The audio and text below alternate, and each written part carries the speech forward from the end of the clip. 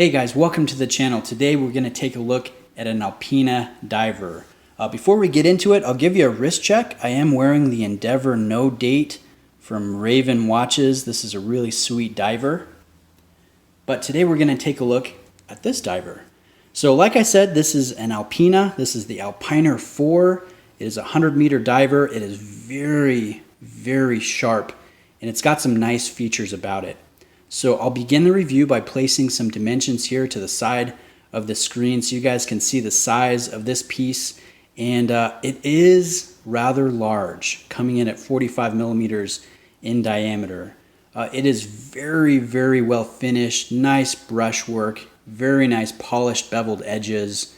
I love the stainless steel bezel insert. Even the sunburst dial and the applied markers, they really do catch the light.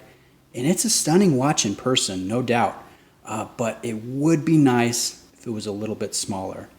Now, my wrists are 7.25 inches in circumference, and I can wear a big watch. In fact, big watches, they don't bother me.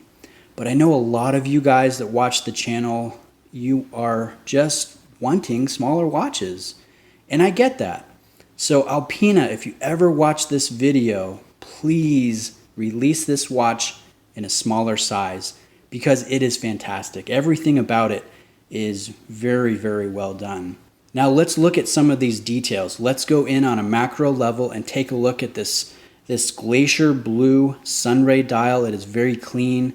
I like the use of red as an accent. You can see 4 above the text down there on the bottom portion of the dial. That is done in red, as is the seconds hand counterbalance, which looks really sharp.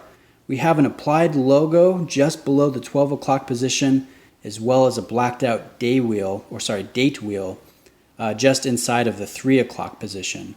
It's a very symmetrical looking watch, very easy to read at a glance, and like I said, it does have really sharp light play.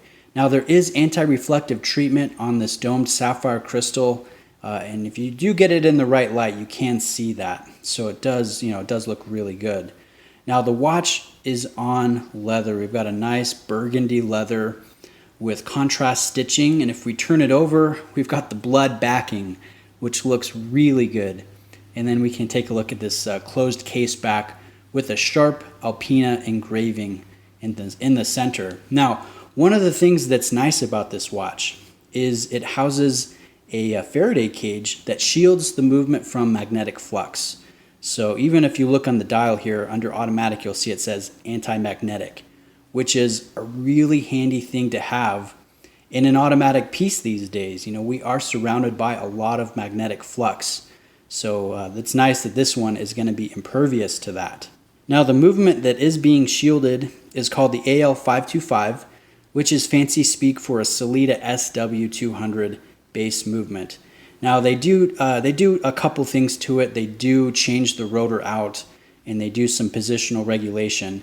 And this one is running pretty accurately. So, for the price, for the features, the fit and the finish, the Faraday cage, I'm not going to nitpick Alpina for going with the Sellita movement because I do think that this is pretty solid for the price. Now, retail price on leather on this thing is $13.95 from an authorized dealer.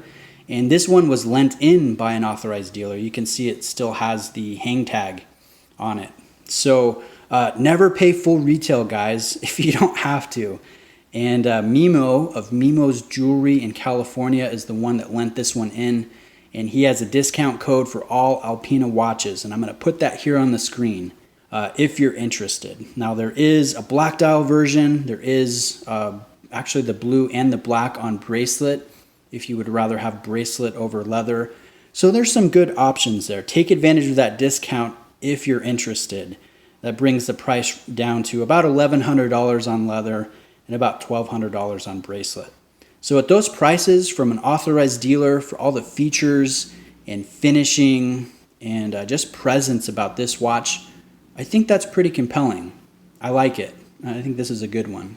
So I'll put a link in the description for those of you interested in that. Otherwise, let me know if you have any questions and let me know what you think in the comment section. I think this is a really sharp watch, and I think Alpina could sell a ton of these if they offered it in a smaller size. That would be a very, very welcome addition to the market. So anyways, again guys, thanks for taking the time to watch. I really do appreciate it, and I'll see you in the next video.